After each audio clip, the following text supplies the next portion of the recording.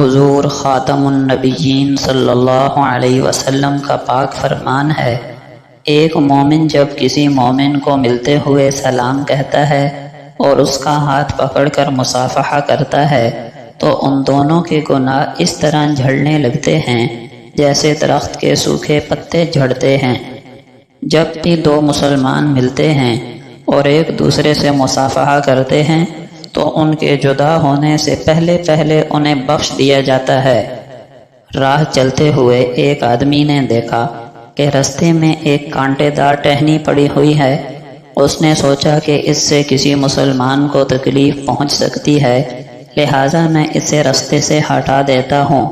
تو اس نے رستے سے وہ ٹہنی اٹھا دی۔ اسی عمل کی وجہ سے اسے جنت میں داخل کر دیا گیا۔ جس بھی مسلمان کو بیماری کی یا کوئی اور تکلیف ہو تو اللہ تعالیٰ اس کے گناہ اس طرح گراتا ہے جس طرح سوکھا درخت اپنے پتے گراتا ہے، لیکن شرط یہ ہے کہ اللہ کی تقدیر پر راضی رہے اور اس تکلیف پر صبر کرے۔ کسی مسلمان کو اگر کانٹا بھی چبھتا ہے یا اس سے بھی چھوٹی کوئی چیز اسے تکلیف پہنچاتی ہے تو اس کے بدلے میں اس کا ایک درجہ لکھ دیا جاتا ہے اور ایک گناہ ختم کر دیا جاتا ہے، لیکن یہ فضیلت پانے کے لیے شرط ہے کہ جس پر بیماری یا تکلیف آئی ہو وہ اسے اللہ کا فیصلہ مانتے ہوئے صبر کرے اور اجر و ثواب کی امید رکھے۔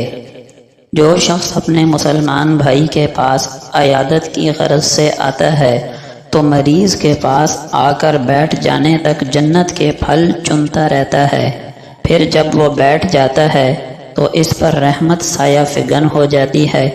اگر وہ صبح کے وقت عیادت کرے تو شام تک 70,000 فرشتے اس کے لیے مغفرت کی دعا کرتے رہتے ہیں، اور اگر شام کے وقت عیادت کرے تو صبح تک 70,000 فرشتے اس کے لیے مغفرت کی دعائیں کرتے رہتے ہیں۔